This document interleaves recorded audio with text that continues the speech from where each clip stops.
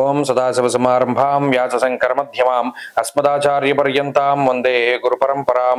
జ్యోతిషాస్త్రాన్ని భావతరాల వారికి ప్రసాదించిన ఋషుల యొక్క పాదపద్మాలకి నమస్కారం చేసుకుంటూ, అలాగే నాకు ఈ జ్యోతిష విద్యను నేర్పిన గురువర్యులు జ్యోతిష బ్రహ్మ కీర్తిశేషులు శ్రీ ఏరంకి సూర్యనారాయణమూర్తి గారు, సూర్య శ్రీ దైవజ్ఞ గారి యొక్క పాదపద్మాలకి నమస్కారం చేసుకుంటూ, ఓం శ్రీ మహాగణాధిపతి నమః, శ్రీ గురుభ్యో నమః, హరి ఓం.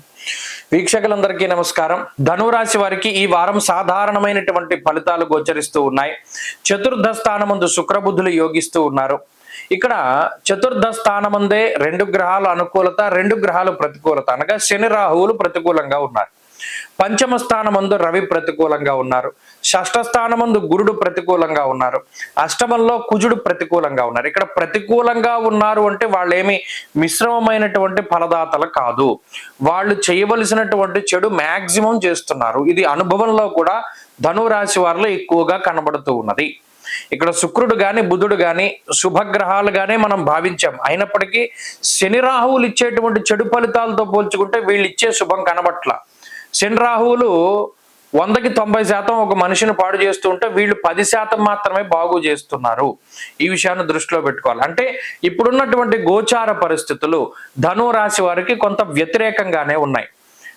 మరి సానుకూలంగా ఉన్నాయని ఎందుకన్నారు? మొన్న ఒక ఆయన కామెంట్ పెట్టారు, ఎప్పుడు చూసినా వ్యతిరేకత అంటున్నారు కదా, ఒక్కసారి సానుకూలతను చెప్పండి అని చెప్పి అన్నారు.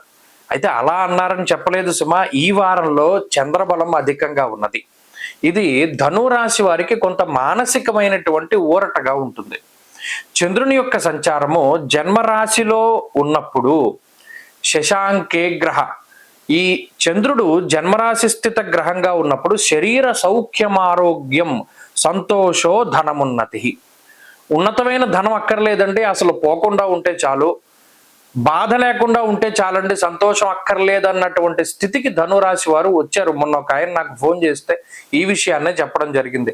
ఏమిటండి, మంచి ఉన్నప్పుడు చాలా కాలానికి కానీ జరగట్లేదు, ఈ శనేశ్వరుడు వచ్చి రాహుతో కలిశాడు, అప్పుడే మాకు ఇన్ని సమస్యలు వచ్చాయని.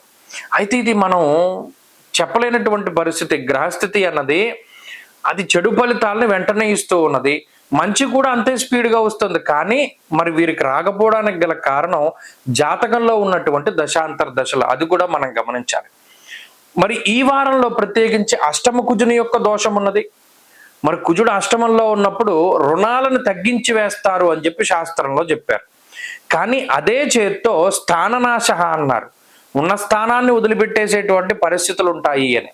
అంటే ఇక్కడ ప్రయాణాలు కనబడుతూ ఉన్నాయి, శత్రుపీడ కనబడుతూ ఉన్నది, కుటుంబపరమైనటువంటి అనిశ్చితి ఉంటుంది. ఎప్పుడూ లేనటువంటి కొత్త కుటుంబ సమస్యలు రావడానికి, లేదా ఏదో ఒక కుటుంబపరమైనటువంటి ఇబ్బందులు రావడానికి ఈ గ్రహస్థితి చూస్తుంది. ఉద్యోగపరంగా కానీ, వృత్తిపరంగా కానీ, వ్యాపార పరంగా కానీ ఈ గ్రహస్థితి పాడు చెయ్యదు.